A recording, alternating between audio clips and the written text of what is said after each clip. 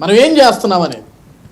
ఎందుకంటే ఇప్పుడు కొంతమంది ఆడపడుచుల్ని కొన్ని డబ్బులు తీసుకొని, ఇప్పుడు సార్ డబ్బులు ఇస్తే వాళ్ళు బట్టలు తీసేస్తున్నారంటే కొంతమందికి ఏమవుతుందో తెలుసా సార్, కొంతమందికి వృత్తులు లేక, సరే ఇదే వృత్తి ఏమో ఇట్లయినా సరే డబ్బు, వాళ్ళు కూడా ఏమి పాపం వాళ్ళు వచ్చి బట్టలు ఇప్పాలని వాళ్ళు అనుకోడు.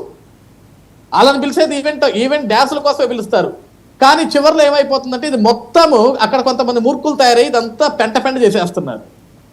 నాకు ఇప్పటికీ కాదు సార్, నాకు ఫస్ట్ నుంచి కూడా ఆవేదన ఉంటుంది వర్మ గారు. ఎందుకంటే ఆడపడుచుల్లా చూడాలి, అంతేగాని ఏదో అంగళ్ళలో వస్తువుల్లా చూస్తున్నారు.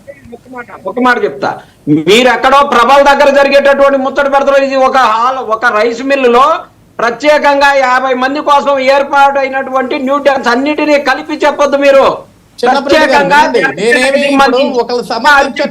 కలిసి కూర్చొని ఎంజాయ్ చేసినటువంటి కార్యక్రమం ఇది. మీరు చెప్పేదేమో ఓవరాల్ గా జరిగేటటువంటి కార్యక్రమం అని చెబుతున్నారు.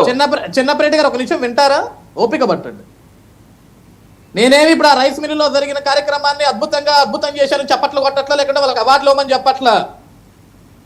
చేసిన వాడు వెధవా, అసలు అటువంటి ఆలోచన వచ్చిన వాడు వెధవా. అటువంటి వెధవలు ఈ సమాజంలో ఉండటం సిగ్గుచేటు. వాడు ఏ పార్టీ అయితే నాకేంటి. ఈరోజు ఆడపడుచుల్ని రోడ్డు మీద అంగళ్ళలో బొమ్మల్లాగా, అంగళ్ళలో సరుకుల్లాగా తీసుకొచ్చి వీధి డ్యాన్సులు వేపించి వాళ్ళ బట్టలు లాగేస్తుంటే వాడు ఏ పార్టీ అయితే నాకేంటన్నా. వాడు ఒక తల్లి కడుపునే కదా పుట్టింది. వాడి కన్న తల్లినో లేకుంటే వాడి చెల్లినో తీసుకెళ్ళాలి రోడ్డు మీద చెప్పి డ్యాన్స్ వేయగలడా వాడు? I'm not talking about any parties, as a human being నేను మాట్లాడుతున్నా.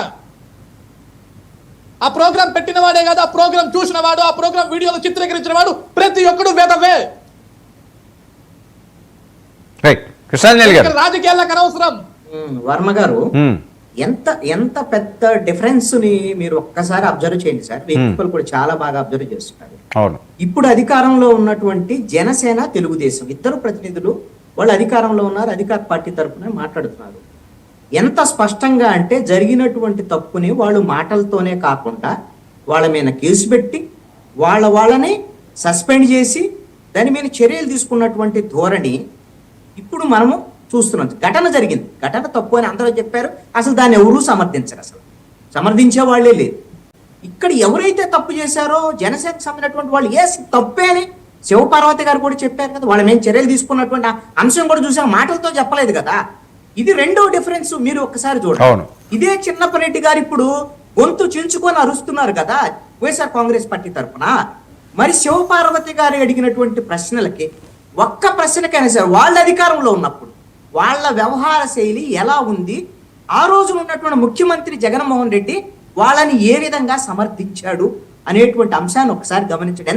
ఎంత డిఫరెన్స్ ఉందండి. అందుకని మీరు ఈ అంశాన్ని ప్రజలు చాలా నిశ్చితంగా గమనిస్తారండి. తప్పులు జరుగుతూనే ఉంటాయి, తప్పులు జరగకుండా ఉండవు, ఏదో ఒక తప్పులు జరుగుతూనే ఉంటాయి.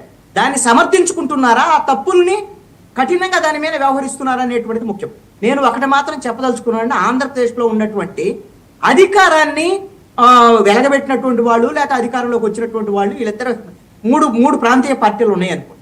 తెలుగుదేశము అదేవిధంగా వైఎస్ఆర్ కాంగ్రెస్ పార్టీ వీళ్ళ వ్యవహార శైలి విషయంలో, నైతికత రాజకీయాలకు సంబంధించినటువంటి విషయాల్లో జనసేనను వాళ్ళతో పోల్చి చూడటం అయితే ఇప్పటికీ కరెక్ట్ కాదండి.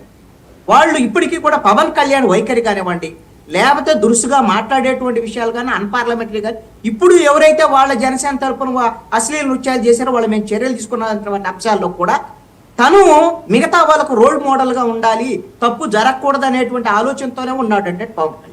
రేపొద్దున మారొచ్చు. రాజకీయాల్లో ఎంతో మంది వస్తున్నారు. శివపార్వతి గారు ఏం చెప్పారు, కొంతమంది కోవర్ట్లు వచ్చారు మా దాంట్లోకి వైఎస్ఆర్ కాంగ్రెస్ పార్టీ నుంచి.